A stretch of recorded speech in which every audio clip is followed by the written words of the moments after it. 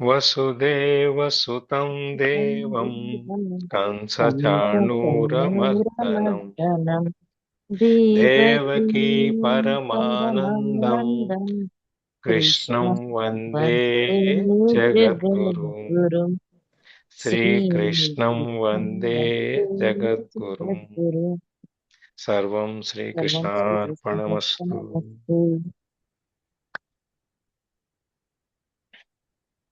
ఇవాళ మనం 34వ శ్లోకం చూడబోతున్నాం. నిన్న మనం అనుకున్నట్టు 33, 34 శ్లోకాల్లో అర్జునుల వారు మనకు వచ్చే సందేహాలన్నీ మన తరఫున ఆయన్ని అడుగుతున్నారు. కృష్ణ భగవాన్ని అడుగుతున్నారు. ఈ మనస్సు అనేది ఒక చోట నిలబడదు, ఒక చోట ఉండదు. దాన్ని నియంత్రించడం చాలా కష్టమైన విషయంగా ఉంది. ఈ చాపల్యము, చంచలత్వము, అటు నుంచి ఇటు, ఇటు నుంచి అటు పరిగెత్తే స్వభావం, ఇవన్నిటినీ మేము నివారించలేక, మనసుని కదలకుండా ఉంచలేక, ఇట్లాంటి పరిస్థితుల్లో మేము కొట్టుమిట్టాడుతూ ఉంటే, ఆ స్థిరం అనేది లేకుండా యోగాన్ని చేసేటప్పుడు మీరు ఇన్ని రకాలుగా కూర్చొని నువ్వు యోగం చేయాలి, ధ్యాన యోగం చేయాలి, లేకపోతే మామూలు యోగా చేయాలి, లేకపోతే మనం అష్టాంగ యోగా చేయాలి, ప్రాణాయామ చేయాలి, ఈ విధంగా మీరు మనసును కేంద్రీకరించవచ్చు. ఇవన్నీ చేసుకుంటే ముందు అసలు మేము కూర్చోవడానికే మాకు అవకాశం లేకుండా మాకు మనసు అటు ఇటు పరిగెడతా ఉంటే మేము ఎక్కడండి స్వామి, మాకు ఎన్ని అవుతాయి అని చెప్పి అర్జునుడు నిన్న 33లో చెప్తున్నాడు. అది మనసుని నిగ్రహించుకోవటం అనేది చాలా కష్టమైన విషయం. మనసుని నిగ్రహించుకోవాలంటే దానికి ముందు ఇంద్రియాలను నిగ్రహించుకోవాలి. ఇంద్రియాలను నిగ్రహించుకోవాలి అంటే మన ఆలోచనలను నిగ్రహించుకోవాలి. ఎందుకంటే మన ఆలోచనలో నుంచే సంకల్పం అనేది ఉందో, ఆలోచనలో నుంచే మనకి ఆ కోరిక అనేది పుడుతుంది. ఆ కోరిక అనేది పుట్టినప్పుడు దాన్ని, ఆ కోరిక తీర్చుకోవడానికి, సాధించడానికి మనం రకరకాల ప్రయత్నాలు చేస్తాం. మనకున్న శక్తి సామర్థ్యాలన్నీ కూడా దాని మీద ఉపయోగించి మనం ఈ నియంత్రణ అనేది మనం కోల్పోతుంటాం అని చెప్పి మనకి తెలుసు. దానికి కూడా అందుకని ఆయన మొదటి నుంచి కూడా ఈ అరిషడ్ వర్గాల్లో ముఖ్యమైనది కామ, క్రోధ, భయం. ఈ మూడింటిని జయిస్తే నీకు చాలు అని చెప్పేస్తాను. దానికంటే ముఖ్యమైనది జిహ్వచాపల్యం. మనకు ఏదైనా కనపడంగానే మనకి నాలుక అనేది, నిన్న మనం దాని గురించి కూడా చర్చించుకున్నాం మనం. ఈ జిహ్వచాపల్యం అనే దాంట్లో నాలుక అనేది అది అటు పరిగెడతా ఉంటుంది. దాన్ని ఏది చూస్తే అది కావాలంటది. తర్వాత మాట్లాడేటప్పుడు కూడా వాక్కుని కూడా దాని ఇష్టానికి మాట్లాడుతూ ఉంటుంది. దానికి అది నాలుక నరం లేదు కాబట్టి అది ఎటంటే అటు తిరుగుతుంది. దాన్ని మనం నియంత్రించుకోవాలి అని చెప్పాను. ఈ పంచేంద్రియాలు, జ్ఞానేంద్రియాలు, పంచేంద్రియాలు, వీటన్నిటిలో మనకు ముఖ్యమైనది నాలుక అని చెప్పి, ఆ నాలుకను కూడా మనం నియంత్రించుకోవాలి. అది నియంత్రించుకున్నప్పుడు మనం ఎవరితో మాట్లాడినా, ఏది మాట్లాడినా ప్రేమతో, అభిమానంతో, దయతో, కరుణతో మాట్లాడినప్పుడు అవతల వాళ్ళ సమస్యని మన సమస్యగా చేసుకుని మనం వాళ్ళకి ఊరట కలిగించేట్టుగా, మనం వాళ్ళకి ఆ బాధ తీరేటట్లుగానో, లేకపోతే ఆ సంతోషం, ఆనందం అనేది పెరిగేటట్లుగానో మనం మాట్లాడటంలో దాని యొక్క అందము, ఆనందం రెండూ ఉంటాయి. దానివల్ల మనం ఈ పరోపకారార్థం ఇదం శరీరం అన్నట్టు మనం దానికోసం మనం ఏ విధమైన అవకాశం ఉన్నా, ఎవరికి ఏ సహాయం చేయాలన్నా చేస్తాం కాబట్టి, చేయాలి కాబట్టి మనకి ఆ నాలుకని అనేదాన్ని మనం నియంత్రణలో ఉంచుకుంటే సగం ముఖ్యమైన భాగం వరకు మన నియంత్రణలోకి వస్తాయి. కళ్ళు, చెవులు, ముక్కు ఇవన్నీ మామూలుగా వెళ్ళిపోతాయి. ఆ విధంగా మనం ఆ ఇంద్రియ నిగ్రహాన్ని, అక్కడి నుంచి మనో నిగ్రహాన్ని, ఇవన్నీ చేయమని చెప్పారు. ఈ 3, 4 ఈ మూడో నుంచి ఆ అధ్యాయాల నుంచి మనం మొదలు పెడితే ఏంటి ఇక్కడ దాకా చెప్పుకుంటూ వచ్చి దాన్ని మనస్సుని జయించడం ఎట్లా, లేకపోతే మనస్సుని మనం లోపలికి తీసుకెళ్ళి మన ఆత్మ దర్శనం చేసుకోవటం ఎట్లా, ఆత్మ దర్శనము, ఆత్మని మళ్ళీ తీసుకెళ్ళి అందరిలోనూ ఒకే ఆత్మ ఉంటుంది, మనలోనూ ఉన్న ఆత్మ అందరిలోనూ ఉంటుంది కాబట్టి అందరం ఒకటే అని చెప్పి మనం సర్వమానవ సౌభ్రాతృత్వం అంటే అందరం సోదరులమే, అందరం ఒకే కుటుంబము అని చెప్పి, వసుదైక కుటుంబం అని కదా మన పాలసీ. మన హిందూ మతంలో, మన దేశంలో మనం చెప్పేది ఏంటి? వసుదైక కుటుంబం. ప్రపంచం అంతా ఈ భూమి మీద ఉన్న వాళ్ళందరూ ఒకే కుటుంబము, దీంట్లో ఎవరికి ఏది తేడా లేదు అని చెప్పి మనం చెప్పుకుంటాం. కాబట్టి ఆ విధంగా మనం ఈ విధంగా మనం అందరినీ ఆ విధంగా చూస్తూ, అందరిలో మనల్ని చూసుకుంటూ, మనలో అందరినీ చూసుకుంటూ, ఆ పరమాత్మునిలో మనల్ని చూసుకుంటూ, పరమాత్మునిలో కూడా అందరినీ చూస్తూ, అందరినీ మళ్ళీ పరమాత్మను కూడా అందరిలో చూడటం అనేది. ఎప్పుడైతే మనం అవతల వ్యక్తిని కూడా మన ఆత్మే అని చెప్పని కానీ, లేదా పరమాత్మ స్వరూపమే మనం ఎట్లయితే ఈ బ్రహ్మంలో పూర్తిగా మనం ఎట్లా ఉన్నామో, అవతల వ్యక్తి కూడా, అవతల జీవి కూడా, అవతల ప్రాణకోటి కూడా దాని మాదిరిగానే మన మాదిరిగానే వచ్చింది కాబట్టి, అక్కడ కూడా మనలో ఉన్న ఆ జీవమే, మనలో ఉన్న దైవమే, మనలో ఉన్న ఆత్మే అన్నిట్లోనూ ఉంది కాబట్టి, మనం ఆ విధంగా ఎప్పుడైతే మన మనసుని మనని ఆలోచనని మనం తయారు చేసుకుంటాం, అప్పుడు మనం ఈ అవతల వ్యక్తిని ప్రేమించగలుగుతాం. అవతల అంటే ఒకళ్ళిద్దరిని కాదు, ప్రేమించటం అనేది సర్వత్రా అందరినీ కలిపి చేయాలి, అందరినీ చెప్పి అందరినీ సమదృష్టితో చూడాలి అని చెప్పి ఇవన్నీ మనకి చెప్పుకుంటూ వచ్చారు. బ్రాహ్మణు దగ్గర నుంచి చండాలుడు వరకు, ఆవు దగ్గర నుంచి కుక్క వరకు అన్నిటిని, ఈ జంతువు అని ఆ జంతువు అని, ఈ జీవి అని ఆ జీవి అని లేదు. అందరినీ సమానంగా చూడాలి మనం. ఎవరిని కూడా వాళ్ళ యొక్క స్థాయిని బట్టో, లేకపోతే కులమత భేదాలను బట్టో, ఇంకో దాన్ని బట్టో మనం దేన్ని కూడా మనం వాళ్ళని తక్కువ చేసి చూడకూడదు అని చెప్పి అన్నీ చెప్పుకుంటూ వస్తే, అర్జునులు వారు ఏమంటారు, అంత గొప్ప ఆ, ధనుర్ధారి, అంత గొప్ప మరి పెద్ద పెద్ద అన్ని కాండవ దహనం దగ్గర నుంచి మనం చూసుకుంటే ఆయన చేయనిది లేదు, ఓడిపోయింది ఎక్కడా లేదు. అట్లాంటి ఆయనకే మనశ్శాంచల్యం వచ్చింది అంటే మనందరి కోసం ఆయన, బాబు నాకు ఇవన్నీ కుదరట్లేదు, నేను పద్మాసనం వేసుకుని మీరు చెప్పినట్టు ఆసనాలన్నీ వేసుకుని, ఇది ఒక పీఠము, దాని మీద మళ్ళీ దర్భల ఆసనము, తర్వాత దాని మీద మళ్ళీ ఒక జింక చరము, దాని మీద మళ్ళీ ఒక చల్లటి మంచి గుడ్డ, అవన్నీ వేసుకొని కూర్చున్నా కూడా ఏకాంతంలో తలుపులు వేసుకుని, ఎటువంటి శబ్దాలు మనకి ఎటువంటి అంతరాయాలు లేకుండా కూర్చున్నా కూడా నా మనసు నా దగ్గర ఉండట్లేదు, అది ఎక్కడెక్కడికో పరిగెడుతోంది అని. అది ఎట్లా పరిగెడుతుంది? కోతింది. కోతి అసలే ఒక తీరు తిన్నగా ఉండదు, అక్కడ ఇక్కడ ఎగురుతుంటుంది. దానికి తోడు కళ్ళు తాగింది అనుకోండి. కళ్ళు తాగిన తర్వాత నిప్పు దొక్కింది. అప్పుడు దాని పరిస్థితి ఎట్లా ఉంటుంది? మన సామెతలో కళ్ళు తాగిన కోతిలాగా ఉన్నాడు రా వీడని చెప్తాం మన సామెత. అవునా? హలో. అవును సార్. అవును సార్. అది కళ్ళు చెప్పుకుంటున్నాం తాగిన సార్. ఉమ్, కళ్ళు తాగిన కోతి నిప్పు కూడా దొక్కింది అనుకోండి,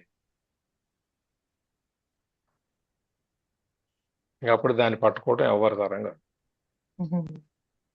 నిప్పు దొరికి అన్నింటినీ ముట్టిస్తుంది, ఉమ్, అన్నింటినీ కాల్ చేస్తుంది సార్. ఉమ్, అది అందుకని మనం మన మనస్సు కూడా అట్లాంటిది అన్నమాట. దీన్ని పట్టుకోవాలి అంటే అంత సాధ్యమయ్యేది చిన్న విషయం కాదు, చాలా కష్టమైన విషయం. అందులో ఇది ఎట్లా ఉంటుందంట, ఈ మనసు అనేది చాలా రకాలైనటువంటి పరిస్థితుల్లో పరిగెడతాం మనం ధ్యానం చేసేటప్పుడు. అందుకనే మనకు ధ్యానం చేసేటప్పుడు మనకి ఏం చెప్పారు, మీ ముక్కు మీదను, ఆజ్ఞా చక్రం మీదను, విశుద్ధి చక్రం మీద, సర్వ మన దీని మీదను, అన్ని రకాల ఎక్కడో ఒక చోట మీ శరీరం మీద, లేకపోతే ఎదురుగుండా ఒక పాయింట్ మీదను ఎక్కడో ఒక చోట మీరు మీ దృష్టిని కేంద్రీకరించండి. కేంద్రీకరించిన ద్వారా మీరు నిశ్చలతను పొందగలుగుతారని మనకి స్వామి ఎన్ని చెప్పినా కూడా, మనకి అర్జునుల వారు మన తరపున, బాబు ఇదంతా నా వల్ల కావట్లేదు, నా మనసు నిగ్రహించుకోవటం అనేది చాలా కష్టంగా ఉంది, పైగా ఇది ఎట్లాంటిది అంటే, దీన్ని ఎట్లాంటిది అంటే వైల్డ్ యానిమల్. మన అడవిలో సంచరించే ఇప్పుడు ఈ జూల్లో వాటిలో ఉన్న మృగాలని పట్టుకోవటం తేలిక. ఎందుకంటే వాటిన్నిటిని ఆల్రెడీ జూలో వాళ్ళు వాటిని మెత్తబరిచేసి స్మూత్ చేసేసి దాంట్లో ఉన్న క్రూరత్వం అంతా దాదాపుగా పోతుంది, పెద్దగా ఉండవు. ఎందుకంటే వాటికి వేటాడే స్వభావమే వెళ్ళిపోతుంది. ఎప్పుడైతే వాళ్ళ ఆ పంజరాల్లో ఉంటాయో, ఆ వాటి గదుల్లో వాటిని బంధించి పెడతారో, దాన్ని తిరిగే సర్కిల్ లిమిటెడ్ అయిపోతుంది. లిమిటెడ్ అయిపోయినప్పుడు దాన్ని విధంగా తీసుకెళ్ళి ఇప్పుడు నిజంగా అడవిలో వదిలేస్తే అది బతకలేదు. ఎందుకంటే దాన్ని సహజమైన స్వభావం వేటాడు. ఆ వేటాడే స్వభావం పోయిన తర్వాత అది ఇంకేం బతుకుతుంది? బతకలేదు, వేటాడుకోలేదు, దానికి ఎవరన్నా ఫుడ్ వేయాలి, అవి సంపాదించుకోలేదు సొంతంగా. ఆ విధంగా మనం మన మనస్సుని కూడా ఈ క్రూర మృగాల్ని వాటిని మనం ఎలాగైతే మనం మన దీంట్లోకి తీసుకొచ్చుకుంటాం, మన నియంత్రణలోకి తీసుకొచ్చుకుంటాం, మన కంట్రోల్లోకి, అట్లాగే నీ మనసును కూడా తీసుకొచ్చుకోవాలి అంటే ఆయన అంటాడు, నేను ఇప్పుడు నాకు సందేహం వచ్చినప్పుడు, మీరు గురువు అయినప్పుడు నా గురువు గారి దగ్గర నేను సందేహాన్ని తీర్చుకోవాలి కదా. నాకు తెలిసినా కూడా ఇది అయ్యి ఉండొచ్చు అనేటువంటి నాకు ఆ సంశయం ఉన్నా కూడా నేను ఒకసారి గురుముఖత వింటే నాకు తృప్తి. నేను అనుకున్నది సరైంది, నేను వెళ్ళే మార్గం కరెక్టే అని చెప్పి మనకు కూడా ఒక తృప్తి ఉంటుంది. అందుకని చెప్పి ఆయన, బాబు నాకు ఈ సందేహం వచ్చింది, నా మనసు నిలకడగా లేదు, ఎక్కడ ఆగిన చోట ఉన్న చోట ఉండలేదు, నేనేం చేయాలి అని చెప్పి ఆయన ఈ 33వ శ్లోకంలో ఇన్ని ప్రశ్నలు వేసి అడిగారు. ధ్యానయోగం అనేది మనస్సులో ఎట్లా మనస్సుని అన్నిటి మీద సమానంగా చూడాలి, నిశ్చలంగా ఉండాలి, అప్పుడే ఇది అవుతుంది అని చెప్పేసి. మన సూదిలో దారం గుచ్చేటప్పుడు సూది ఇలా పట్టుకొని కదలకుండా దారం గుచ్చితే వెళ్తుంది. అంటే సూది ఇట్లా కదిలించుకుంటూ దారం గుచ్చితే వెళ్తుందా?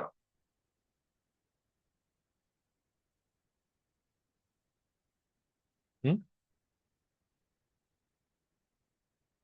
ఏమండి, సూది ఇట్లా కదిలిస్తూ దారం గుచ్చుతారా?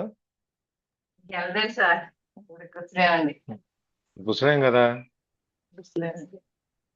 అట్లాగే మనస్సు అనేది కూడా ఈ బ్రహ్మాండంలోనూ లేకపోతే మోక్షదారంలోనూ బ్రహ్మరంధ్రంలోనూ వెళ్ళాలి అంటే, ఈ ఆత్మని మనం ఐక్యం చేయాలి అంటే మన మనస్సు అనేది నిశ్చలంగా ఉండాలి అనేది ఇక్కడ విషయం. దానికి అర్జునుల వారు స్వామిని అడిగారు, ఎట్లా స్వామి ఎట్లా చేయాలి ఏంటి అని చెప్పని అడిగినందుకు స్వామి మనకి చెప్తున్నారు అన్నమాట. ఇప్పుడు మనం 34వ శ్లోకం చూద్దాం. ఎందుకంటే మనస్సు అనేది చంచలంగా ఉండి యోగంలో కూర్చోలేకపోతే, మనము ఈ సాధన అనేది స్థిరం అనేది రాకపోతే మోక్ష సాధన అనేది కష్టం అవుద్ది. కాబట్టి ఏం చేయమంటారు మమ్మల్ని అని చెప్పి ఈ శ్లోకంలో అడిగి నెక్స్ట్ శ్లోకంలో ఎవరు చదువుతున్నారు? 34.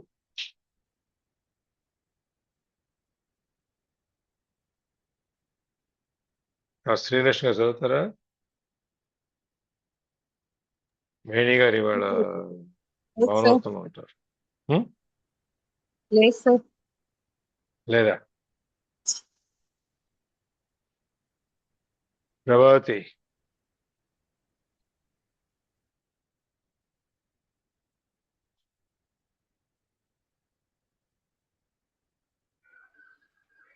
లేదు సార్, మీరే చదవండి.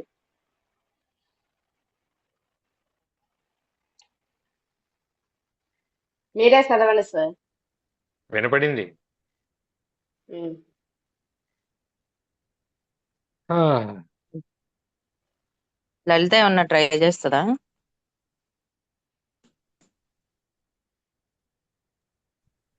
బుక్ రెడీగా లేదు. భవానీ అండి, మీరు చదవగలరా? లాస్ట్ టైం చదివారు కదా. లాస్ట్ టైం అది గంగభవాని. చదివారు, ఇంకెవరన్నా అవకాశం ఉందేమో చూస్తున్నాను, అంతకంటే ఏం లేదు.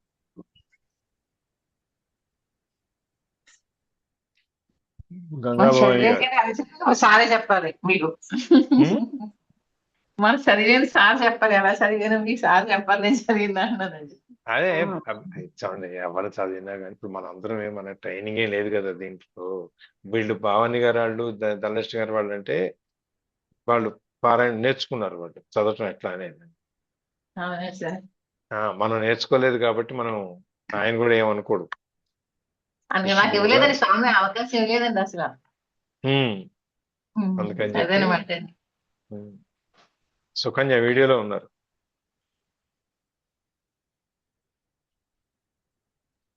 అది ట్రై చేయండి అండి భవానీ అంటే మొన్నట్లాగా. ట్రై చేయనమ్మా. 6వ అధ్యాయం 4వ అధ్యాయం కదండి సార్. 6 ఆరో 6 అధ్యాయం 6 33 అంటారా? 6 34. 34 అండి.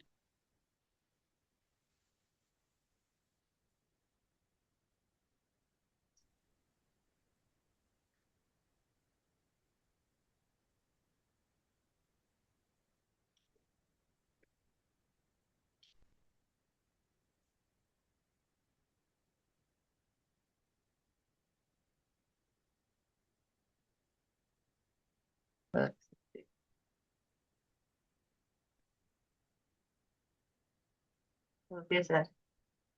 చదవండి.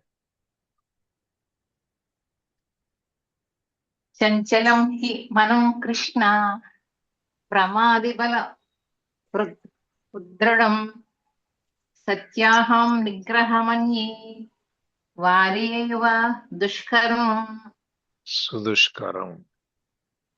సుదుష్కరం. Thank you. తప్పులైతే మీరు దేవుడు కూడా క్షమించాలండి. అయ్యో ఏం లేదు, అంత ఆయనకి వదిలేసాం, మనకేం సంబంధం లేదు. అంతా పైన ఆయనకి వదిలేసాం. సర్వం శ్రీ కృష్ణార్పణమస్తు అని చెప్పేసి మనకేం సంబంధం లేదు ఇక్కడ. అవును సార్. కృష్ణ, ఓ రేపు కృష్ణ. సోమవారం నుంచి ఉమ్? రేపు సోమవారం నుంచి క్లాసులు మొదలైన జూమ్ తెలియలేదండి ఇంకా. నేను ట్రై ఏమో. చేస్తానండి. మీరు నేర్చుకుంటా ఉన్నారు కదా, నేర్చుకోండి. రమేష్ గారు చెప్పండి. రమేష్ గారు. ఏం లేదు సార్, ఇక్కడ బాబుకి బస్సు టైం ఓకే అయింది. Okay okay okay. ఓ కృష్ణ, మనః మనస్సు చంచలం చంచలమైనదియు, ప్రమాది దేహేంద్రియాదులను క్షోభపెట్టినదియు, బలవంతమైనదియు అంటే నిగ్రహించుటకు కష్టసాధ్యమైనదియు, దృఢం హి విషయ ప్రవర్తనయందు దృఢమైనదిగాను, తస్య దాని యొక్క నిగ్రహం నిరోధము, వాయోహో ఇవ గాలిని అణిచిపెట్టుట వలె సుదుష్కరం మిగుల కష్ట సాధ్యమైనదని అహం నేను మన్యే తలంచుచున్నాను.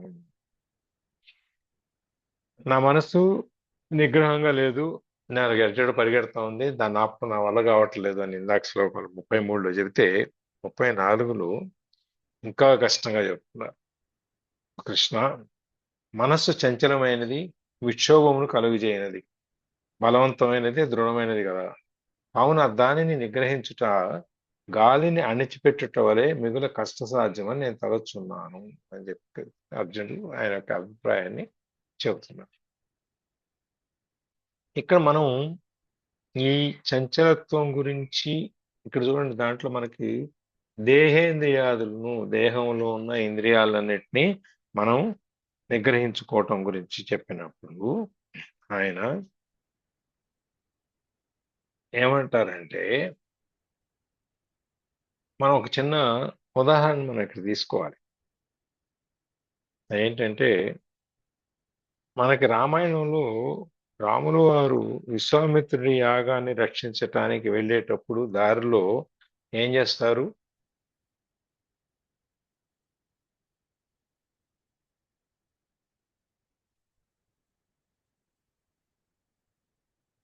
వెళ్ళేటప్పుడు ఏం చేస్తారు దారిలో?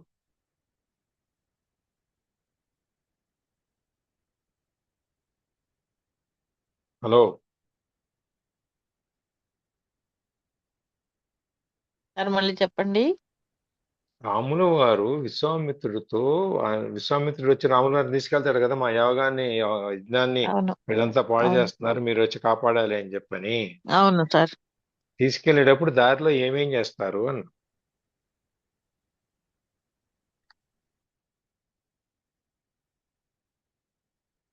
ఏం చేయరా?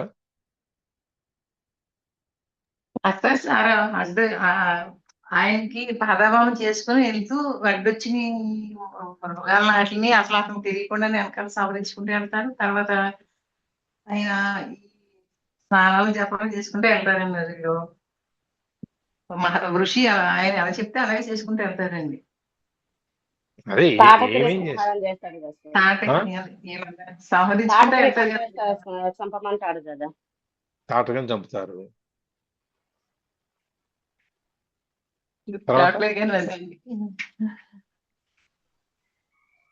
4 ఒకటి చాక్లెట్, ఒక 10 బిస్కెట్లు కొనుక్కెళ్తారు సార్. ఏంటి మీరు ఇవన్నీ చెప్తారు? అది కూడా ఒక పాయింట్. ఇవన్నీ అడుగుతారని, చాక్లెట్ బిస్కెట్లు అడుగుతారని విశ్వామిత్రుల వారు వాళ్ళకి ఆహారం, నిద్ర, పానీయం ఇవన్నీ ఏమీ లేకుండా ఉండటానికి కావాల్సిన మంత్రాలు కూడా నేర్పుతారు. మీరు ప్రత్యక్ష మ్యామ్ అంతేనా? ఏంటండి, రామాయణంలో రాములు వారు అక్కడికి వెళ్ళేటప్పుడు ఏం చేస్తారు అనేది 2-3 పనులు ఉన్నాయి, అంతకంటే ఏం లేవు. Where are we? మీరు అడిగిన ప్రశ్నలో వెళ్తూ వెళ్తూ రాముల వారు ఏం చేస్తారు అంటే ఏం చేస్తారని ఆలోచనలోకి వెళ్ళిపోయాం. అదే విన్నది ఇప్పుడు కూడా తాటకని మర్చిపోయి చంపారు. ఒకటి వచ్చింది, ఇంక రెండు ఉన్నాయి. ఉమ్, గుర్తు రావట్లేదండి, గుర్తు రావట్లేదు ఒక అసలు. పాయింట్ వచ్చింది, ఇంకొక రెండు ఉన్నాయా?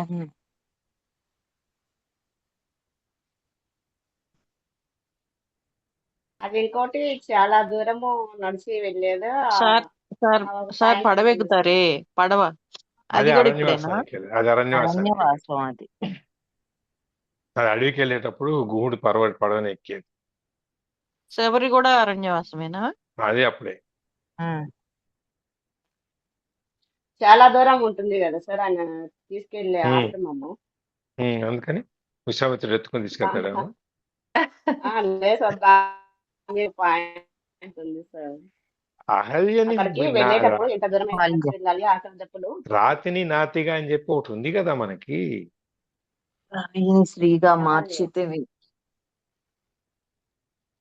ముఖ్యమైన ఘట్టం రామాయణంలో గౌతమ మహర్షి అహల్య. ఆశ్రమానికి వెళ్ళి అక్కడ పాడైపోయిన ఆశ్రమాన్ని అంతా చూసినప్పుడు రాముల వారు అడుగుతారు, ఏంటి ఆశ్రమం ఏంటి ఇట్లా పాడైపోయింది, కళావిహీనంగా అంతా ఎవరు మనుషులు ఉండలేదు, అసలు చెట్లు చాములు పుట్టు పుర ఏమి అన్ని ఎట్లా అంటే అట్లా ఉంది, ఈ ఆశ్రమం ఏంటి అన్నప్పుడు విశ్వామిత్రుడు గౌతమ మహర్షి కథ చెప్తాడు. అహల్యని అదే కదా, అహల్యని మనిషిగా చేసింది రాయించి. ఆయన కాలి స్పర్శ తగ్గిస్తుంది. ఆ? మీ పుస్తకం మీ రామాయణంలో లేదా అది? కాలి స్పర్శ ఉంది సార్, ఉంది తగ్గి సార్. రాయి స్త్రీగా మారుతుంది. ప్రభావతి అది చెప్తుంది, వినపట్ల. ఆయన రాయి కాలి ఆయన స్పర్శ కాలు స్పర్శ తగిలి తగిలి స్త్రీగా మారుతుంది సార్. అప్పటికే ఆమె శాపము పోతుంది అనేది చెప్తుంది తర్వాత. సరే, రాయి స్త్రీగా మారింది బానే ఉంది, ఎందుకు మారింది రాయిగా?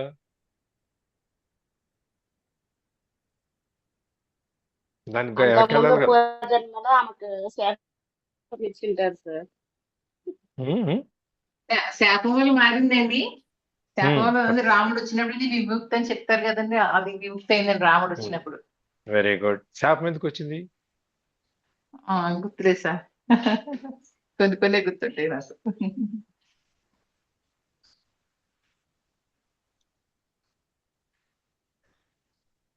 ఇంద్రుడు మారు వేషంలో వెళ్ళి గౌతమ మహర్షి వెళ్ళి అసలు ఉమ్, శాపం వచ్చింది. విజిబుల్ గా గౌతముడు ఉంటారు కదా సార్, ఉమ్, ఆయన అది దాక్కోటానికి ఉమ్, అలా మారిపోతూ ఉంటారు. ఎన్నో ఏళ్ళు అలాగ రాముడు కాలు తగిలితేనే ఇలా ప్యూరిఫై అయ్యి ఆ రాయి ఇలా మారింది. కరెక్టే. శాపం ఎందుకు ఇచ్చాడు గౌతముడు? ఇంద్రుడు వచ్చాడు, ఇంద్రుడు వలన వచ్చింది.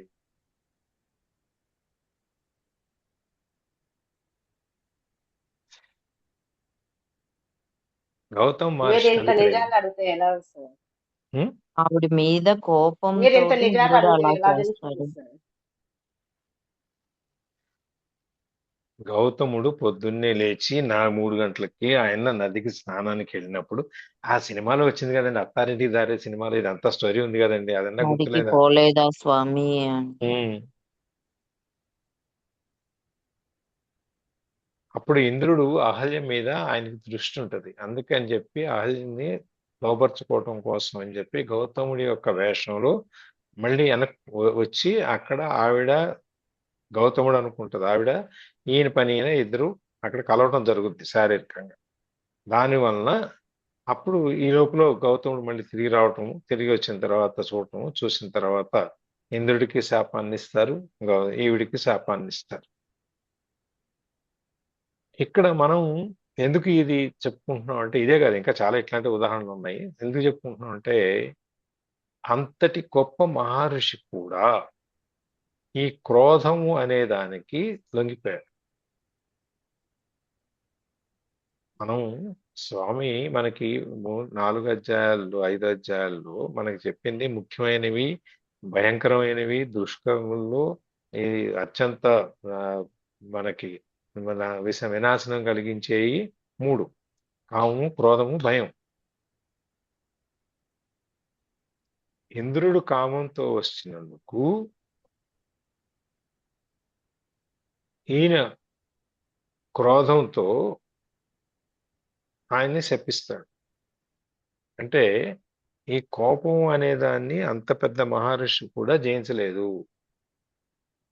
మనశ్చాంచల్యం, ఆ నిశ్చలత లేకపోవటం అనే దానికి మనం ఒక చిన్న ఉదాహరణ తీసుకుంటున్నాం. మనం ఇది ఎందుకు తీసుకున్నాము అంటే మనం మన ఇతిహాసాల్లోకి వెళ్ళినప్పుడు ఒక్కొక్క సంవత్సరం ఒక్కొక్క సందర్భంలో ఒక్కొక్క ఉదాహరణ మనం తీసుకుంటూ వస్తున్నాం కాబట్టి ఇక్కడ కూడా అందుకని మనం ఇక్కడ ఇది తీసుకుంటాం. విశ్వామిత్రుడికి సహజంగానే కోపం ఎక్కువ. ఆయనకి ఇవన్నిటినీ ఉన్నాయి. ఆయన ప్రతిసారి తపస్సు చేసుకోవడం మొదలెడతాడు. ఇంద్రుడు ఎవరిని పంపిస్తాడు, చెడగొడుతుంటాడు. దుర్వాసుడికి కోపం ఎక్కువ. ఆయన ఎక్కడనే ఎవడ ఆగడం.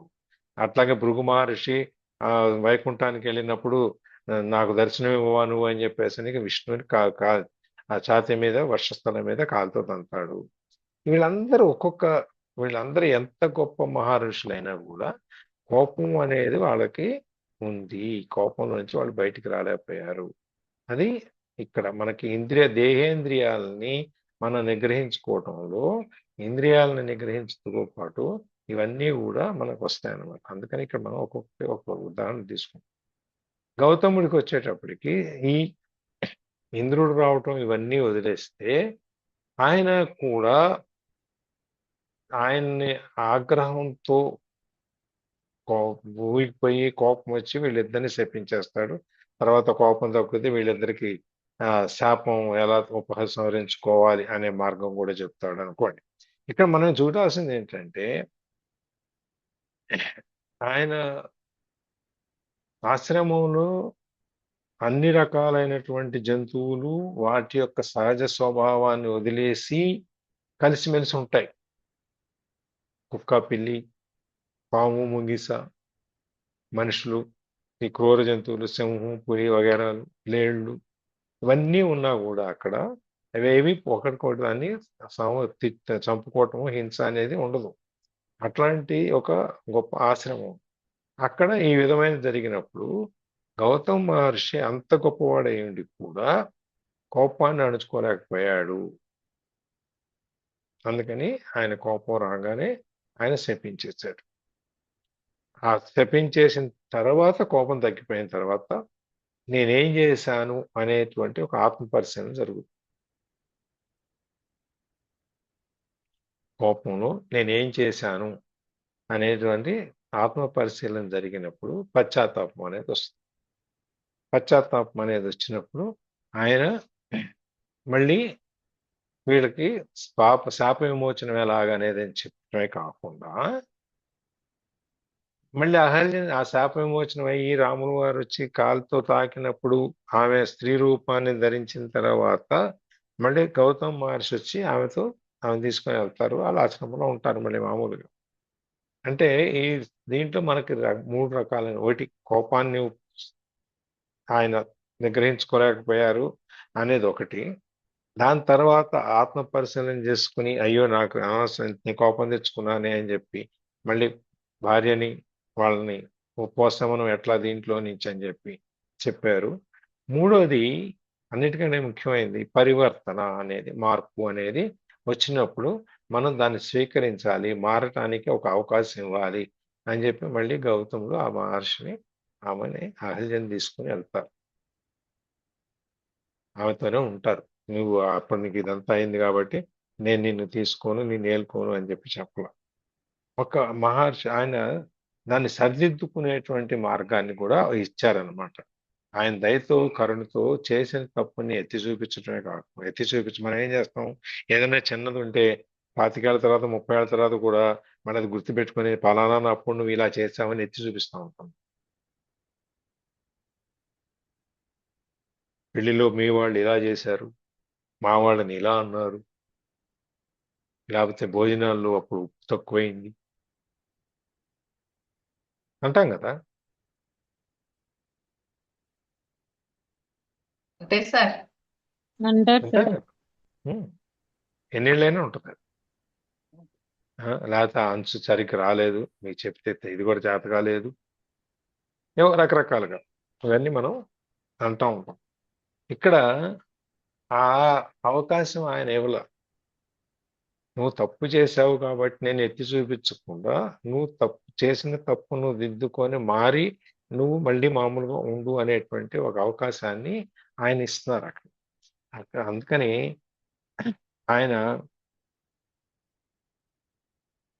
జీవితంలో ప్రధానమైనది ఏంటంటే ఒకటి అంతర్ముఖ సాధన, తపస్సు ద్వారా ఆయన అంతర్ముఖమై దాన్ని సాధించడం ఒకటి. రెండవది కోరికల మీద నియంత్రణ. మూడవది అహంకారం మీద వినయం అనేది పైచేయి సాధించడం. ఈ విధంగా 4 రకాలైనటువంటి సాధనలు మనకి ఆయన ఉన్నాయన్నమాట. ఇవాళ మనం ఏం చేయాలి అంటే మనం ఇవాళ ఉరుకులు పరుగులు, ఆరాటం పోరాటం వీటిలో ఉండి మన ప్రకృతిని ధ్వంసం చేసి ఇన్ని చేసుకుని మనం ఏదో సాధిస్తున్నాం అనుకుని మనం ఏమి సాధించకుండా ఉన్నదాన్ని నాశనం చేసుకుంటున్నాం. అంటే మనం కూర్చున్న కొమ్మని మనమే నరుక్కుంటున్నాం ఇప్పుడున్న పరిస్థితి.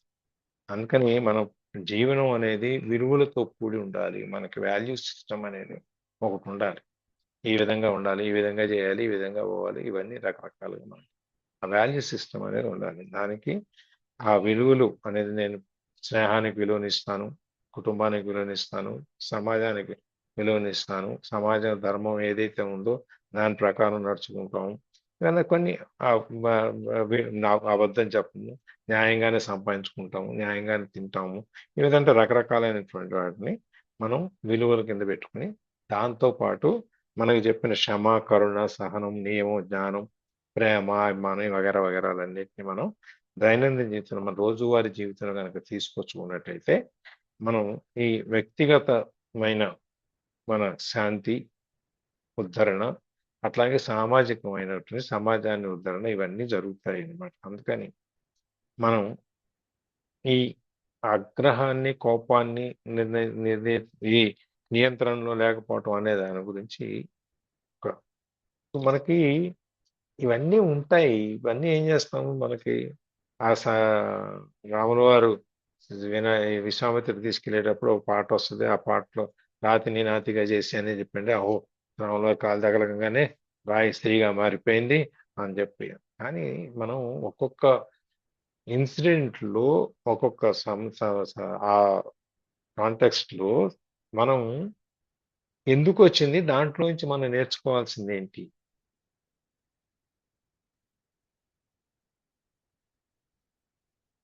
మనం వినాల్సింది ఏంటి అనేది మనం చూసుకోవాలి. మనం ఏదో నవల చదువుకుని వెళ్ళిపోయినా కూడా నవల్లో కూడా ఎక్కడో ఒక చోట ఏదో ఒకటి మనకు పనికొచ్చేది ఉంటుంది. అది చూడాలన్నమాట. అది చూసుకుని దాన్ని పట్టుకుని మనం ఓహో, ఈ నవల వల్ల మనం నేర్చుకుంది ఇది, దీని యొక్క సారాంశం ఇది అని చెప్పి మనం వెళ్ళగలగాలి.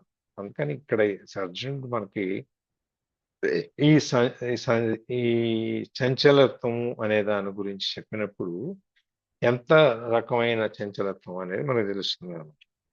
అట్లాగే మన ఈ జీవితంలో, నిత్య జీవితంలో మనం చేసే ఆరాట పోరాటాలన్నీ కూడా మనకు ఎలా ఉంటాయి అనేది ఒక చిన్న ఇంకొకటి చూద్దాం.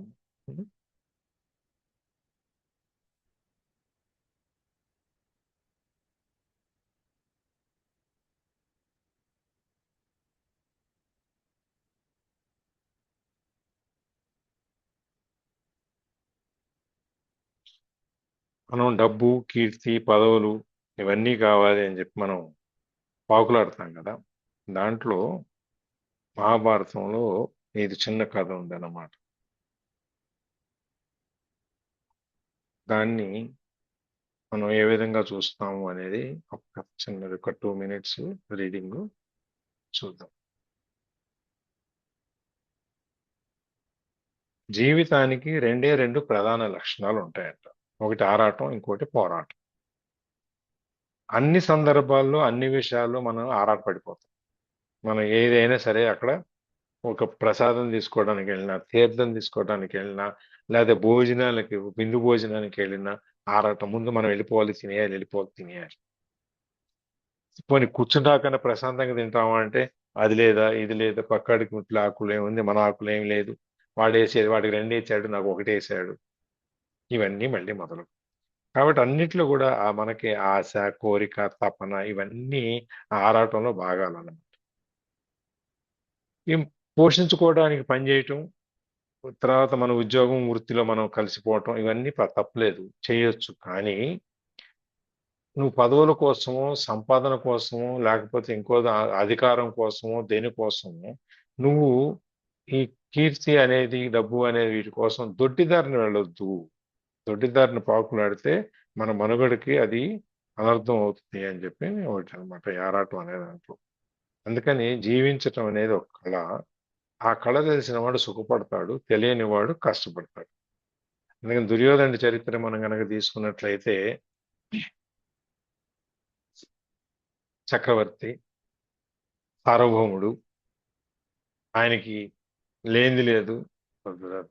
వీళ్ళు పాండవులు కష్టాలు అనుభవించారు కానీ అన్ని సుఖాలు భోగాలు కౌరవులు అనుభవిస్తూనే ఉన్నారు కదా, కోటలోనే ఉండి అంతఃపురంలోనే ఉండి రాజ్యాధికారం పెట్టుకొని. అయినా కూడా ఏదైనా ఒక సందర్భంలో ఎక్కడైనా కూడా దుర్యోధనుడు ప్రశాంతంగా ఉన్నాడా?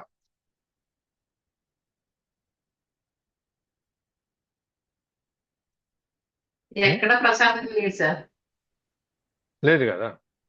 లేదండి అసలు. ప్రతిసారి ఒక సంతోషంగా ఉన్నట్టుగా అన్ని అధికారాలు, అన్ని సుఖాలు భోగాలు అన్నీ ఉన్నా కూడా అనుభవించేటువంటి మనశ్శాంతి ఎక్కడుంది? ప్రతి ప్రతి విషయంలోనూ ఏదో ఒక వెనకాల ఆయనకి వేలాడుతూనే ఉంది, నిద్రపోనీయకుండా. కాబట్టి మనం ఏదో ఇవన్నీ ఉంటే మనం మనశ్శాంతిగా పడుకుంటాము, లేకపోతే ఆందోళన ఉండవు మనకి అని చెప్పి మనకు లేదు. ప్రతి దాంట్లోనూ ఆయన పాచికలాడేటప్పుడు శాపం, భీముడు నీ తొడలు విరగొడతాను అని చెప్పని. అట్లాగే కురుక్షేత్ర యుద్ధం అప్పుడు గాంధారి దుర్యోధన్ని పిలుస్తుంది, వచ్చిన తర్వాత నువ్వు ఒంటి మీద బట్ట లేకుండా రా అని చెప్తున్నా. కురుక్షేత్ర యుద్ధం మొదలయ్యే ముందు ఆయన వెళ్తుంటే కృష్ణుడు అడ్డం వస్తాడు. వచ్చి అదేంటి ఎంత తల్లి అయితే మాత్రం రమ్మంటే అట్లా వెళ్ళిపోతావేంటి, ఒంటి మీద ఆచ్ఛాదన అనేది లేకుండా అంటే, సరే ఆయన కొంచెం తుండు లాంటిది కట్టుకొని వెళ్తాడు. ఆయన వచ్చింది, అమ్మ వచ్చాను అనగానే ఆమె గంత తీసేస్తుంది. గంట కట్టుకొని ఉంటుంది కదా తండ్రి. మొగుడికి భర్తకి ధృతరాష్ట్రుడు చూపు లేదు కాబట్టి నాకు చూపు అక్కర్లేదని చెప్పి ఆమె కళ్ళకి గంతలు కట్టుకొని ఉంటుంది. ఆ కళ్ళులో మూసుకొని ఉండటం వలన ఉన్న పవర్ ఉంటుంది అన్నమాట. ఆ పవర్ని ఆమె తిప్పదీసి దుర్యోధను చూస్తుంది. దానివల్ల దుర్యోధని శరీరం వజ్రంలాగా తయారవుతుంది. ఆమె కాకపోతే మరి తుండు కట్టుకొని వచ్చాడు కదా, ఆ ఒక్క భాగం మాత్రం నడుం దగ్గర నుంచి తొడల వరకు మాత్రం మామూలుగా శరీరంలో ఉండిపోతుంది, మిగిలిన శరీరం అంతా వజ్రంలాగా తయారవుతుంది. కాబట్టి ఆయన దెబ్బలు తగలవు అని తీరా మరి ఒకసారి ఆ కళ్ళ గంతులు ఇప్పేసిన తర్వాత ఆ శక్తి అంతా అయిపోయిన తర్వాత ఆమె ఇంక చేయగలిగింది ఏం లేదు, పంపించేసింది. సరే కృష్ణుడి వల్ల ఇదంతా జరిగిందని ఆమెకి అర్థమైంది, అయిపోయింది. ఆ విధంగా ఎక్కడా కూడా ఆయనకి ఎవరు సహాయం చేద్దామన్నా కూడా ఎక్కడా కూడా దొరకలేదు ఆయనకి. అందుకని ఎప్పుడు కూడా ఏదో ఒక ఆందోళనతో ఉండేవాడు. ఎప్పుడు కూడా ఏది చేసినా, ఇంత చేసినా కూడా చివరికి ఆ ఒక సరోవరం ఒడ్డున కాళ్ళు తొడలు విరిగిపోయి అచేతనుడైపోయి పడిపోవాల్సిన పరిస్థితి వచ్చింది. ఎందువలన ఇప్పుడైనా కృష్ణుడే ఎండొచ్చాడు కదండి, ఇప్పుడు కృష్ణుడే ఎండొచ్చాడు. ఆ తడులు కొట్టేటప్పుడు కూడా మళ్ళీ కృష్ణుడే సైజ్ తెచ్చిపోయాడు కదండి కృష్ణుడికి. ఇలా ఏం చేస్తాడు? ఇవన్నీ ఎందువలన వచ్చినాయి అంటే అహంకారం. నాకంటే ఎవడు లేడు అని చెప్పేటువంటి అహంకారం వల్ల ఈ స్థితి వచ్చింది. అందుకని తప్పులు చేసేటప్పుడు మనం ఒక చిన్న దేన్నైనా హింసించేటప్పుడు లేకపోతే బాధ పెట్టేటప్పుడు ఎవరినైనా మనం ఒక మాటని వాళ్ళు బాధపడుతుంటే మనం నవ్వినప్పుడు ఆ టైంలో బాగానే ఉంటుంది. కానీ దాని పర్యవసానం ఫలితం ఉంటుంది చూసారా, అది కష్టంగా ఉంటుంది. తప్పకుండా ఉంటుంది. ప్రతి మనిషికి కూడా అది తప్పదండి, తప్పించుకోవడం ఎవరి వల్ల కాదండి. తప్పదు. అందుకని నువ్వు అదే ప్రేమతో అభిమానంతో వాళ్ళు మలకరించావు తర్వాత వచ్చే కష్టం లేదు కదా. అందుకని అనంతకాలంలో మనిషి జీవితకాలం అతి స్వల్పం. వేదాంత పరంగా చెప్పాలి అంటే జీవితం క్షణభంగురం. ఇది తెలిసి కూడా మనుషులు సామాన్యుల దగ్గర నుంచి రాజుల వరకు అందరూ కూడా ఎప్పుడు ఏదో సాధించాలనే కోరికతో తపంతో పోరాడుతూనే ఉంటారు, వెంపర్లాడుతూనే ఉంటారు. అది మనిషి ఏడుస్తూ పుట్టాడంటే దాని అర్థం అందరిని ఏడిపించడానికి కాదు, ఆనందింపజేయటానికి. ఎందుకంటే అవతల ఏడుస్తుంటే మనందరం ఆనందిస్తాం కదా. అందుకని పాపాలు నవ్వుతూ చేస్తే ఫలితం కూడా ఏడుస్తూ అనుభవించాల్సి వస్తుంది అనే విషయం మనం గ్రహించాం అనమాట. మనం ఎంతసేపు నూతిలో కప్పులాగా ఈ సంసారము, సుఖము, ఈ భార్య పిల్లలు, ఇదే జీవితం, ఇంతకంటే మనకు ప్రపంచం లేదు, మనకి ఇది బాగుంటే అంతా బాగుంది అనుకుంటాం. అలా కాదు. మన ఇంట్లో మనం ఎలా బాగుంటామో అలాగే సమాజం కూడా బాగుండాలి అని మనం కోరుకోవాలి. అట్లాంటప్పుడు మనం ఈ భారం అనే దాన్ని ఉండదు. ఈ సూది మనం అంత తాళం కూడా ఇవ్వనన్న వాడు ఏం తీసుకెళ్ళాడు? దుర్యోధనుడు ఆఖర్లో ఏమీ తీసుకెళ్ళలేదు. అందుకని గర్వం అనేది, అహంకారం అనేది మనకున్న సర్వాన్ని అది హరించేస్తుంది అనమాట. అందుకని మనం ఎట్లా మంచి మార్గంలో ఉన్నా కూడా ఆ గర్వం అనేది ఉన్నప్పుడు, అహంకారం అనేది ఉన్నప్పుడు ఫలితం వేరుగానే ఉంటుంది అనమాట. అది ఇప్పుడు మనం కూడా చూస్తుంటాం సమాజంలో మనకి ఎంతో మంది ఎన్నో రకాలుగా బాధలు పడుతున్న వాళ్ళు, కాళ్ళు లేని వాళ్ళు, చేయలేని వాళ్ళు, లేకపోతే తినటానికి లేని వాళ్ళు, ఇవన్నీ రకరకాలుగా. నిన్న హైకోర్టు, ఎంపీ హైకోర్టులోని యూపీ హైకోర్టు నుంచి ఒక జడ్జిమెంట్ వచ్చింది. దాంట్లో ఒక తల్లి ఓ 2 ఏళ్ల పసిబిడ్డని చంపేస్తుంది ఆ కేసులో. నిజంగా జరిగింది, మనకి జడ్జిమెంట్ నిన్న మొన్న వచ్చింది. అది ఎందుకు చంపేసింది అంటే ఆ బిడ్డ ఆకలికి ఏడుస్తుంది.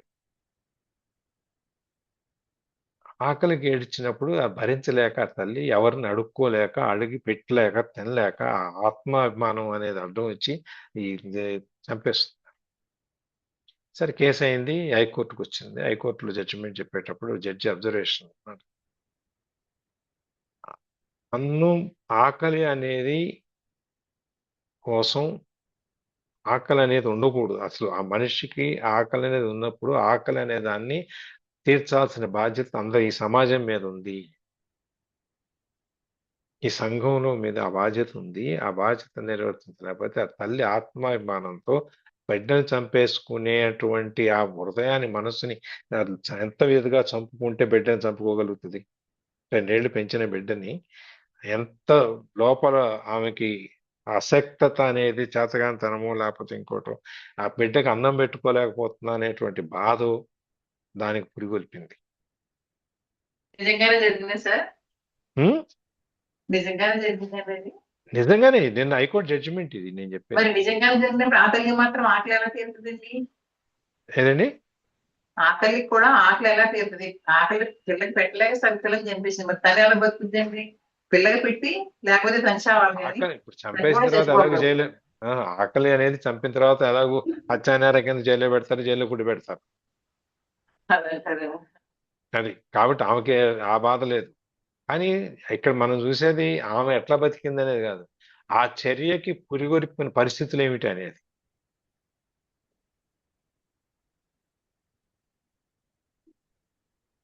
అంత అటువంటి పరిస్థితి. అందుకని కోర్టులు నిన్న హైకోర్టులో అబ్జర్వేషన్, యూపీ హైకోర్టు అబ్జర్వేషన్ అనమాట. ఆకలి అనేది ఆత్మాభిమానానికి సంబంధించింది. కాబట్టి మనం ఇవన్నీ అని చెప్పంటే ఆ గేది బెయిల్ ఇచ్చారు, ఆ కేసు అంతా అయిపోయింది అనుకోండి, అది వేరే విషయం. అందుకని మనం ఈ జీవితం అనేది ఒక అమూల్యమైన గ్రంథం, ఒక వాల్యుబుల్ బుక్. అది ఒక గొప్ప బుక్. దాన్ని చదివేటువంటి ఆసక్తి మనకు ఉండాలి. మన జీవితాన్ని మనం చదువుకోగలగాలి. చదువుకునేటువంటి ఆసక్తి ఉన్నప్పుడు మనం అన్నిటినీ గెలవగలుగుతాం. మన జీవితాన్ని మనం చదువుకున్నప్పుడు కాదులే గాలివాటంగా ఎలాగైతే అలాగే మన జీవితం నడుస్తుంది అనుకున్నప్పుడు మనకి మిగిలిన బాధ లేదు అసలు. మనం పుడితే తల్లి సంతోషపడాలి. మనం మనం అనుకున్నాం పుడితే ఇట్లాంటి బిడ్డని నేను కన్నాను అని చెప్పి తల్లి సంతోషపడాలి. తండ్రి గర్వపడాలి, నా కొడుకు కదా ఇంత అని చెప్పాను అని. సమాజం గౌరవించాలి. మరణిస్తే శత్రువు కూడా కంటతడి పెట్టాలి, అయ్యో ఎంత గొప్పవాడు పోయాడే అని చెప్పి శత్రువు కూడా బాధపడాలి. అట్లాంటిది సుఖజీవనం అంటే మన దాంట్లో చదివాం మనం. అందుకని గెలిచినా ఓడిపోయినా భయపడే, గెలిస్తే గర్వం ఉండకూడదు, భయపడి పారిపోకూడదు, ఓడిపోయి కుంగిపోకూడదు. జీవితంలో ఇవన్నీ సహజం, ఇవన్నీ సైకిల్ తిరుగుతూ ఉంటుంది.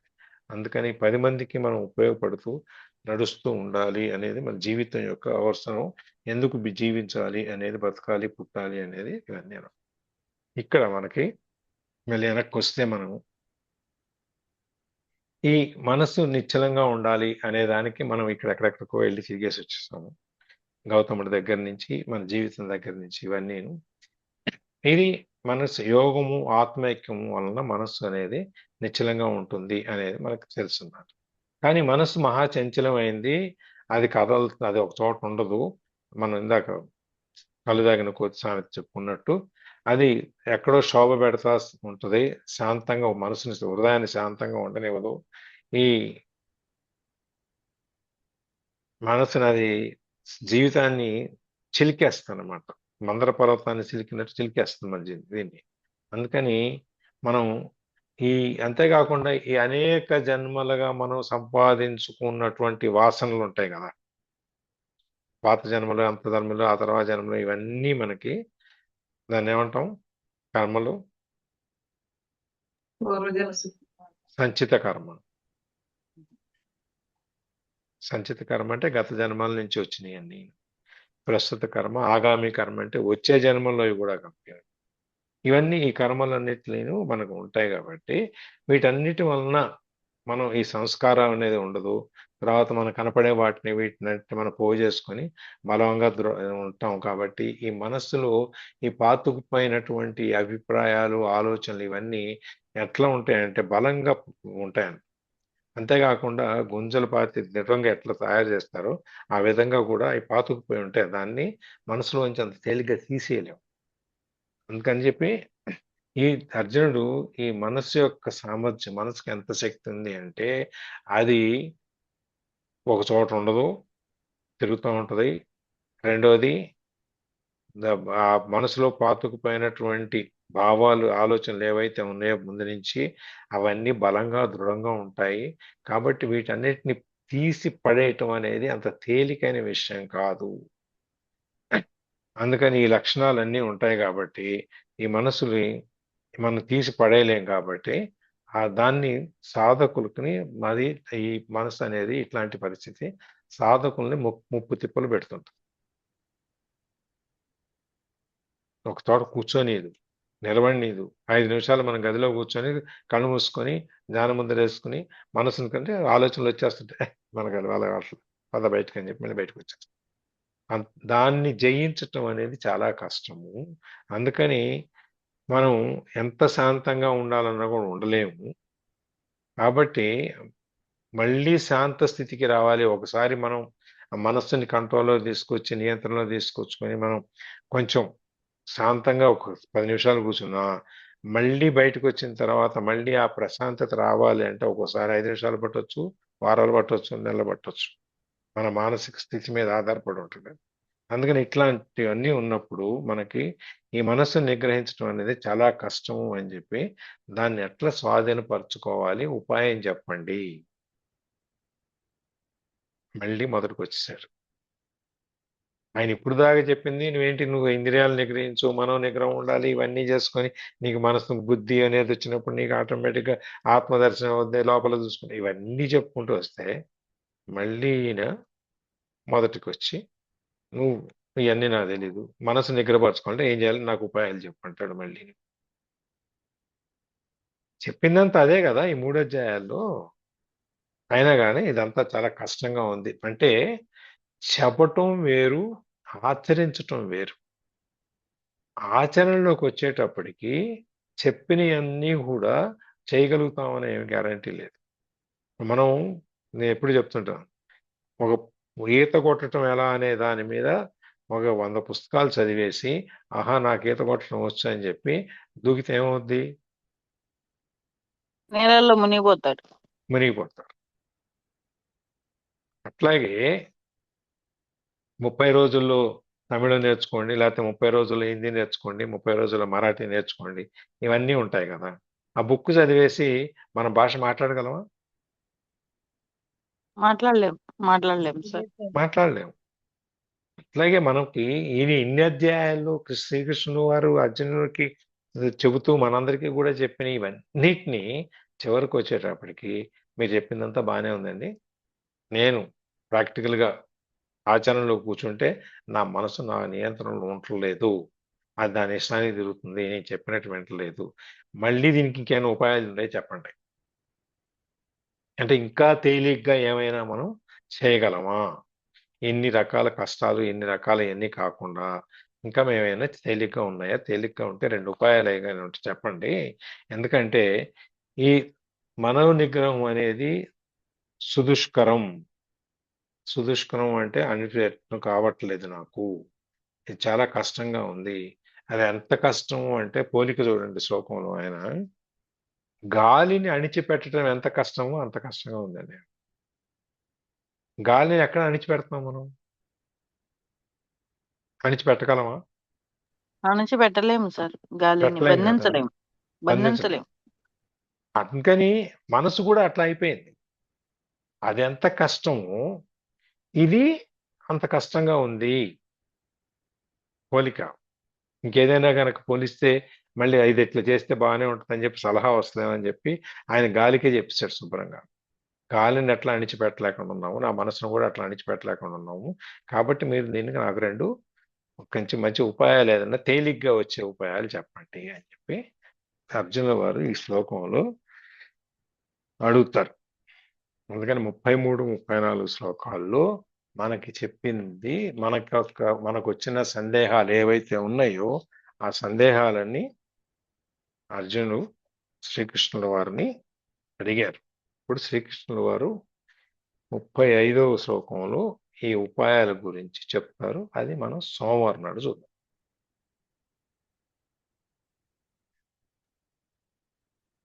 Thank you sir. Jyoti, Jyoti, జై శ్రీమన్నారాయణ. ఇప్పుడే వచ్చింది. జయ శ్రీమన్నారాయణ. ఇంకెవరైనా ఏమైనా ఇందులో యాడ్ చేయగలిగితే అంటే జై శ్రీమన్నారాయణ సార్, నేను ఇప్పుడే వచ్చాను సార్. కొన్ని మనం క్లోజింగ్ ప్రేయర్ చెప్పేసే జ్యోతి, దాన్ని బట్టి యాడ్ చేస్తాను. యోగేశం సచ్చిదానందం వాసుదేవం రజప్రియం ధర్మ సంస్థాపకం వీరం కృష్ణం వందే జగద్గురుం శ్రీకృష్ణం వందే జగద్గురు. సర్వం శ్రీకృష్ణార్పణమస్తు. శ్రీకృష్ణార్పణమస్తు. సార్ ఏదో చెప్తున్నారు. అంటే ఈ 2-3 ఉదాహరణలు మనం చెప్పుకున్న కథలు ఏవైతే ఉన్నాయో మధ్యలో పూర్తిగా అర్జునుడు అడిగిన 2 ప్రశ్నలు శ్లోకాల్లో వాటికి కనెక్షన్ ఉన్నా లేకపోయినా కూడా చరిత్రలో ఏం జరిగింది, దాని నుంచి మనం నేర్చుకోవాల్సింది ఏంటి, మనం ఎలా ఉండాలి అనే దాని గురించి కూడా ఉపయోగపడుతుంది అనమాట. దాని గురించి అది అందుకని కొన్ని మధ్యలో ఈ చిన్న చిన్న పెట్ట కథలు వస్తుంటాయి. మొత్తం అంతా హరికథే చెప్పుకుంటూ కుదరదు కదా, మధ్యలో పెట్ట కథలు కూడా చెప్పుకోకపోతే హరికథ ఎవడంటే నిద్రపోతుంటారు. అందుకని చెప్పి మధ్యలో అట్లాంటి కొన్ని ఆ చెప్పుకుంటాం. పెట్టగల వల్ల ఇంకా బాగా అర్థమవుతుంది మాలాంటి వాళ్ళకి. అందుకని అట్లాంటివి చెప్పుకుంటూ ఉంటాం. కాబట్టి అది ఈ సందర్భాన్ని నుంచి కాదు బయటికి వెళ్ళిపోయింది అనుకోకుండా దాన్ని కూడా మనం దాంట్లో నుంచి ఏమన్నా నేర్చుకోగలిగింది ఉంటే నేర్చుకుందాం. జ్యోతి చెప్పండి.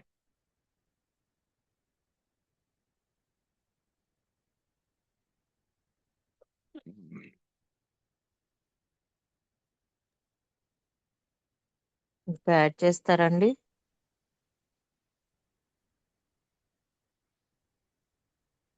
కర్ణాకర్ణమాంటి భవానీ గారు.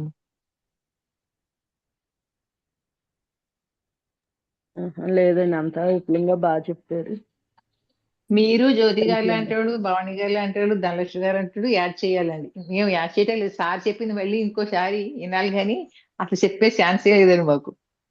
అయ్యో అంటే ఇప్పుడు అలాంటి చెప్పేటప్పుడు మనకి ఏదో ఒకటి తట్టడం జరుగుతుంది కదండి. ఇది తగ్గటమే ఎక్కడో ఎలాగ ఉన్నాయి కానీ విన్నాను. ఆ అవకాశం ఆయన ఇవ్వట్లేదు. నన్ను ఆయనే చెప్తున్నారు. ఇంకా అసలు చెప్పే అవకాశమే లేదండి. సార్, అయితే హీరో మీరే హీరోయిన్, మీరే విలన్. అన్ని నేనే, అంతే. దర్శకుడు, శ్రోత, విక్రేత అన్ని నేనే. నేను అందుకే అన్ని ప్రశ్నలు విన్నా వేసి చెప్తుంటే అడిగేది ఈ మధ్యలో.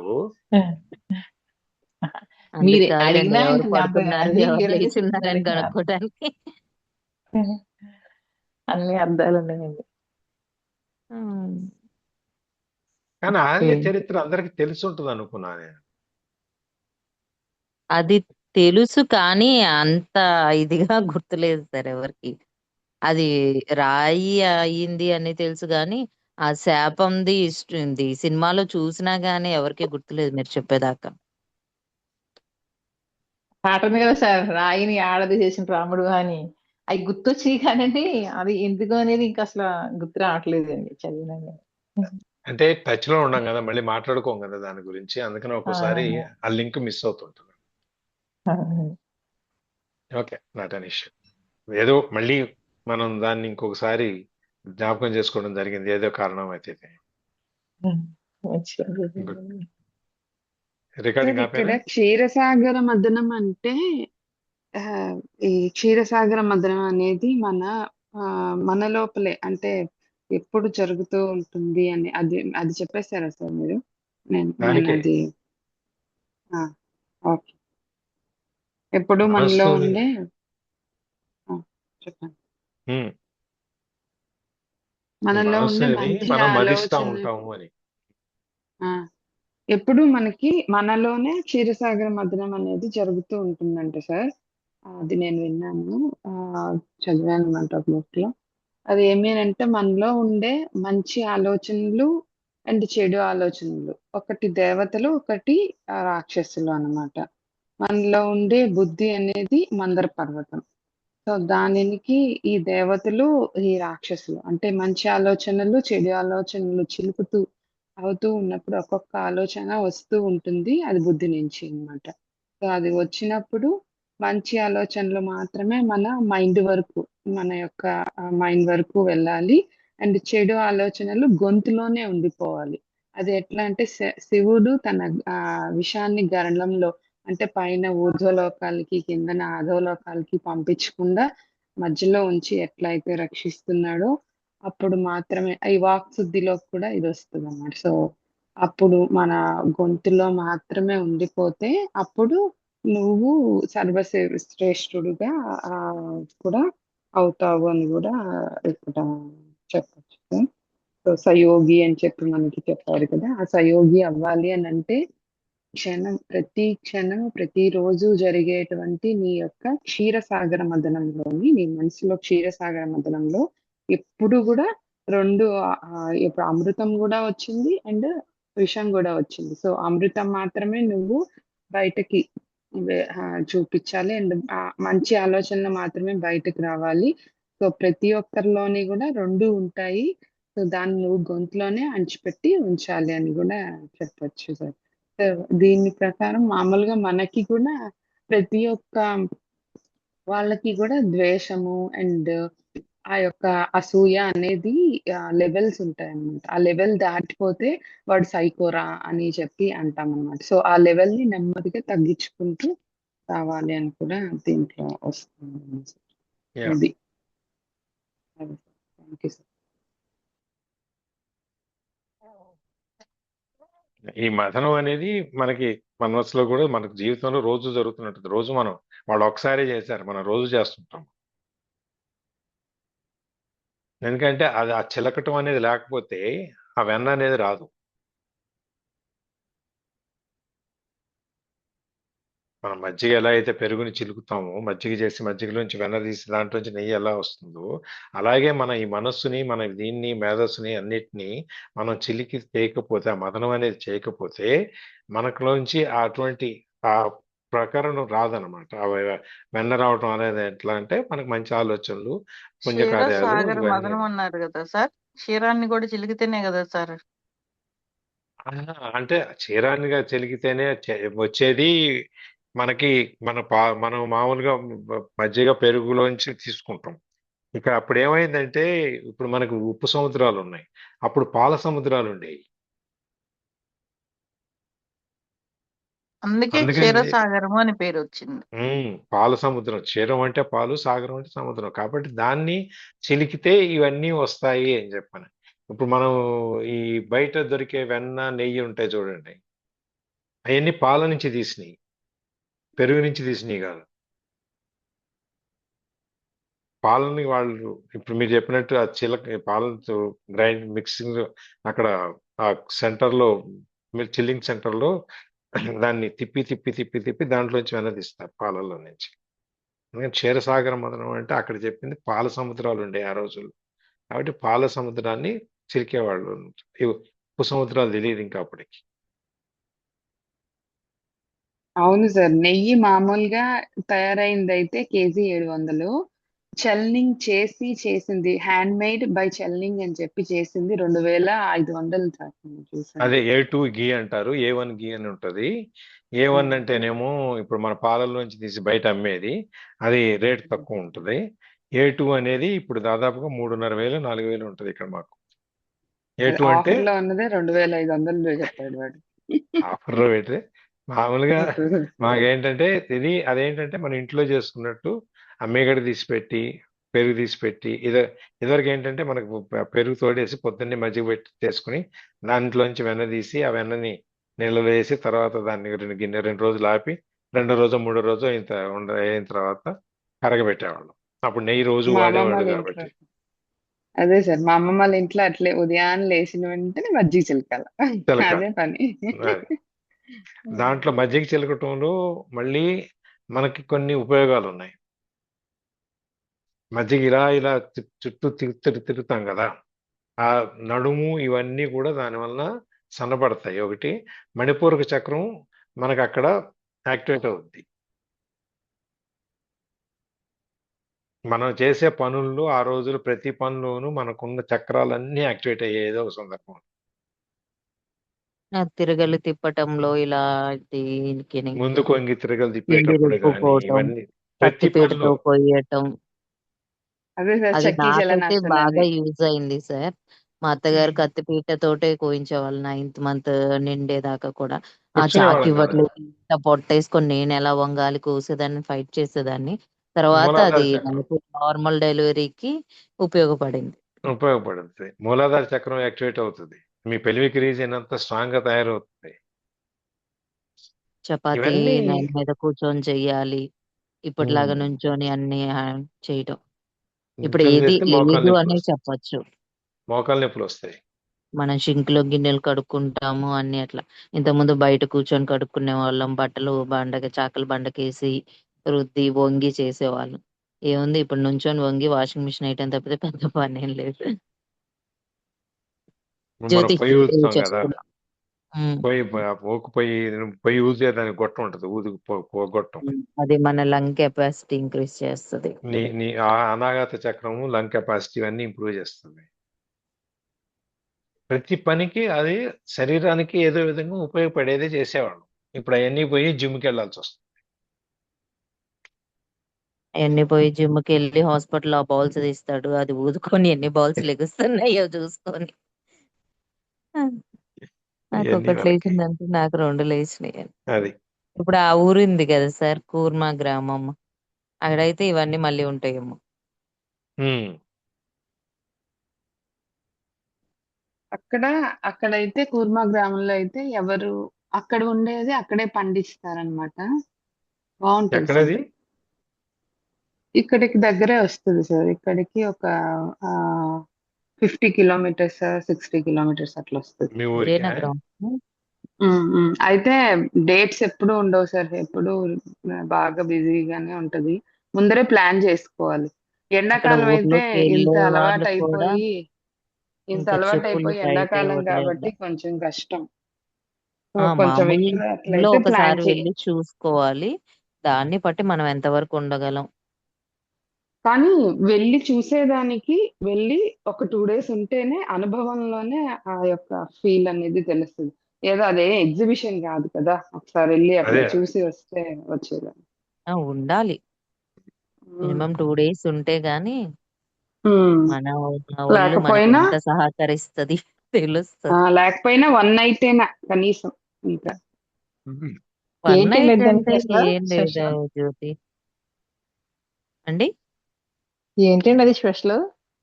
ఆ కూర్మ ఆ గ్రామం యూట్యూబ్ లో అని ఒక చూడండి. గ్రామం ఉంటదండి. యూట్యూబ్ లో మీరు కొట్టి చూడండి. ఆ ఊర్లో వెళ్ళే వాళ్ళే చెప్పులు కూడా బయటే వదిలేసి, ఇప్పుడు మనం ఎవరైనా ఆ ఊరికి వెళ్ళి విజిట్ చేయాలి అన్నా గానీ చెప్పులు కూడా ఆ పక్క ఊరు దగ్గరే వదిలేసుకొని ఆ ఊర్లోకి వెళ్ళాలి. అంతా న్యాచురల్ గా బావి నుంచి నీళ్లు చేదుకోవటము, ఎవరి పంట అంటే మనం తినే పంట మనమే పండించుకోవటము, గేదెల దగ్గర నుంచి పనులు చేసుకోవటం, గానుగ నూనె, రోటి ఓకే ఓకే పచ్చళ్ళు, అలాగా అన్ని మన పూర్వం ఎలా అయితే ఉందో అలాగా వాళ్ళందరూ అదే ఫాలో అవుతారు. టీవీలు ఫోన్లు ఉండవు. ఫోన్లు అసలు తీసుకెళ్ళకూడదు. హైదరాబాద్కి ఎంత దూరం అండి? హైదరాబాద్ చూస్తుందండి ఒక నిమిషం. హైదరాబాద్ సాలూరు దగ్గర అంటున్నారు కదా. అది సాలూరు దగ్గర విజయనగరం అండి. అనుకుంటా సార్ నాకు తెలిసి. విజయనగరం అండి. ఓకే అదే ఓకే సాలూరు నుంచి 56 కిలోమీటర్లు అంటా ఉన్నారు కదా. సాలూరు దగ్గర నుంచి అండి. ఓకే అండి. ఇంకా అలాంటి గ్రామం ఉందంటే చూడాలండి. కొత్తగా అది మనం ఇప్పుడు చూసిన బాగా వాళ్ళే ఫేమస్ కానీ అయింది. ఊళ్ళో అంటే చూసిన వాళ్ళే కానీ పిల్లలు లాంటి వాళ్ళకి అసలు మీకు అలాంటివి 12:30 చూపించాలండి. గంట జర్నీ ఉందండి. 726 కిలోమీటర్లు ఉంటది. ఎందుకు ఆవిడ రాజమండ్రిలోనే ఉండేది. ఆహా, అదేలేండి. సార్ రాజమండ్రి నుంచి ఇక్కడికి ఎంత వచ్చేయండి సార్, ఇక్కడ నుంచి వెళ్దాం అందరం. పెట్టండి ప్రోగ్రామ్, మాకేం లేదు. ఉమ్. అంతమందికి చూడండి అపాయింట్మెంట్ ఈ వదిలేస్తాము. నిజంగానే వెళ్దామని ఈ చూడండి. బాగుందండి. ఈ ఇప్పుడు డిసెంబర్ లో పెద్దవాళ్ళకి అట్లా మనకు ప్లాన్ నిజంగా చేయండి తెలుసండి. సార్. నిజంగా అయితే మనకు తెలుసు కానీ మన పిల్లలకి మాత్రం తెలియదు కదండి అది. ఈ నరసన్నపేట ఐడియా ఉంటది కదండి అందరికి. శ్రీకాకుళం, నరసన్నపేట. ఆ నరసన్నపేట నుంచి ఉంటదన్నమాట కూర్మ గ్రామం. Okay okay. ఉమ్. ఇక్కడికి వచ్చేయండి సార్, ఈ డిసెంబర్ లో ప్లాన్ చేయండి, అందరం కలిసి వెళ్దాం. మేము ఎక్కడికైనా రెడీ. వాళ్ళిద్దరు ఎక్కడికైనా రెడీ సార్. మేము హాయిగా చిలక గోరింటకల్లాగా తిరిగేసి వస్తాం. మాకేం ప్రాబ్లం లేదు. జ్యోతి వాళ్ళ 60లో 20 ఇప్పుడు నీ ఇష్టం మరి. అది తప్పదు కదండి. 60లో 20 అవ్వకపోతే మాకు ఎవరు పెడతారని ఫుడ్ మాకు 20 లాగా తిరగాలండి.